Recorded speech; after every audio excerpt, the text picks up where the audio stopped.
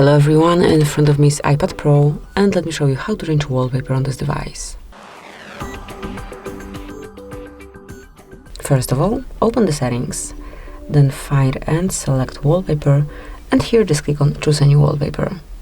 And now you can pick either one from dynamic or stills wallpapers. You can also use one of your wallpapers, actually your photos, as wallpaper. Let me just, for example, this band photo. Let me place it like this, then tap on set, and then you can either locate it on your lock screen, home screen, or on both. Let's choose both. And that's it. As you can see, it has been done. So from now on, your brand new wallpaper is on both home and lock screen. Actually here. And this is it. That will be all. Thank you for watching.